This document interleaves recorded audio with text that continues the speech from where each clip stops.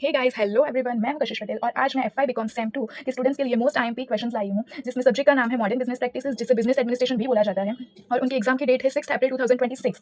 So let's start. तो ये सारे मोस्ट आईएमपी क्वेश्चंस हैं, हम एक एक करके देखते हैं।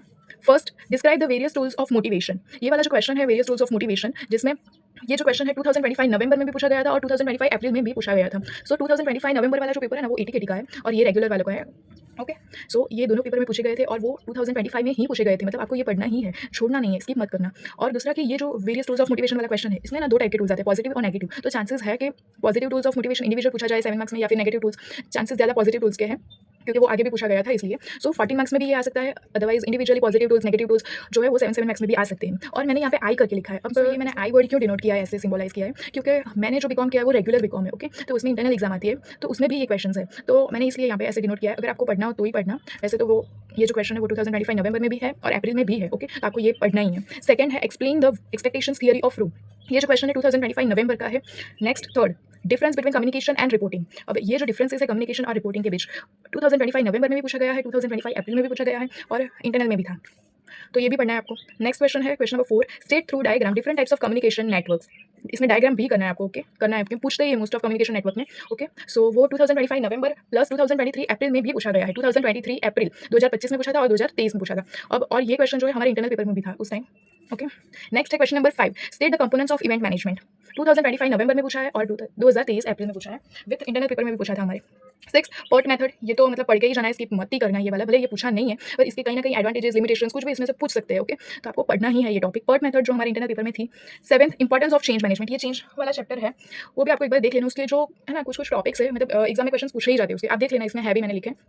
Okay, so importance of change management. Next है critical path method, PERT method, CPM method. Okay, describe the barriers to business communication. Barriers जो है वो भी आपको पढ़ने हैं, इंटरनल में हमारे पूछे थे पर इंपॉर्टेंट है, ये भी पढ़ना है। नेक्स्ट क्वेश्चन है explain self development and communication.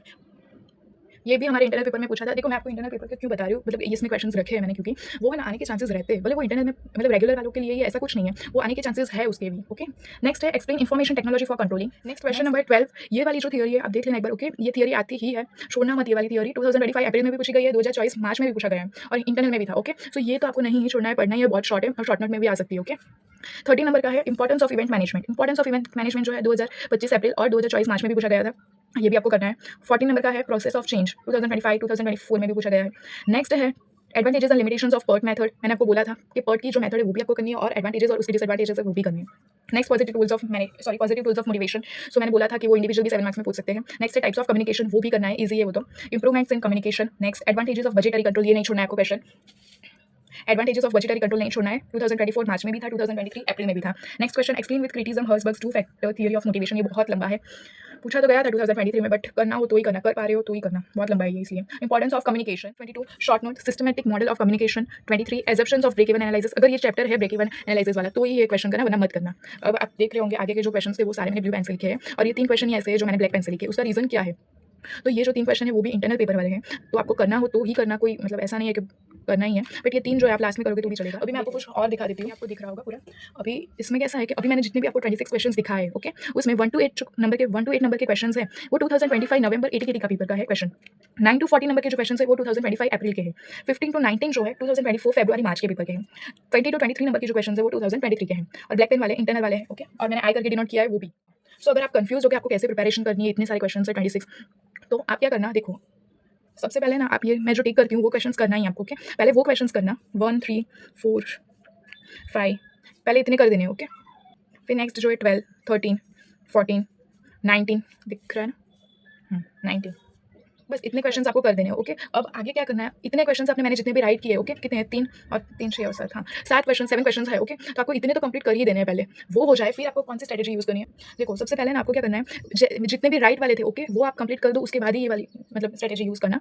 जो 1 to 8 नंबर वाले जो है वो 2025 नवंबर के पेपर के हैं। ओके, तो 1 to 8 में देखो 1 to 8 में ऑलरेडी आपका 1 3 4 5 हो गया है, तो आपको बचे कितने, ये 2 6 7 8, ये जो 4 क्वेश्चन बचे हैं, 4 क्वेश्चन बचे हैं, वही क्वेश्चन आपको करने हैं। ओके, फिर वही क्वेश्चन आप एक बार गो थ्रू कर लेना, इतने हो जाए 1 to 8 वाले। फिर क्या करना, 9 to 40 नंबर वाले जो क्वेश्चन है उसमें देखो 9 10 करने का रहा, फिर 11 करना है, 12, 13, 14 ऑलरेडी आपका हो गया है, ओके, आप मतलब पहले कर दिए हो, पढ़ लिए हो, ओके, तो ये कर लेना है। फिर 9, 10, 11 3 बज गए, वही करना रह गया है। सो मतलब इसका क्या हुआ, मतलब आपने 1 to 8 जो है 2025 नवंबर और 9 to 14 2025 अप्रैल, इतने आपने कर लिए, मतलब एटलीस्ट जो लेटेस्ट 2025 के पेपर के जो क्वेश्चन थे, ओके, वो आपने कंप्लीट कर दिए, पढ़ लिए, ऐसे ही मान के चलेंगे, मतलब आपने पढ़ लिए होंगे। सो 2026 में जो आने के चांसेस है क्वेश्चंस, तो इसमें से ज़्यादा होंगे, तो हमने वो कर लिए, इसका मतलब ऐसा। नेक्स्ट अभी 15 to 19 है, 15 to 19 के क्वेश्चंस 2024 के हैं, 16, 17, 18, 19, अभी इसमें आपने 19 तो कर दिया, तो ये जो 4 बच रहे हैं वो करने हैं। देखो छोड़ना मत, एक भी क्वेश्चन बनाना प्रॉब्लम हो जाएगी, बिकॉज यही इंपॉर्टेंट क्वेश्चन है, आपको पढ़ने हैं, इसी में से आने के चांसेस ज़्यादा है। उसके बाद का मतलब बहुत रेयर पूछा जाएगा, पूछा भी जाएगा तो एटलीस्ट आपने जो प्रिपरेशन की है वो क्वेश्चन तो आने ही वाले हैं, क्योंकि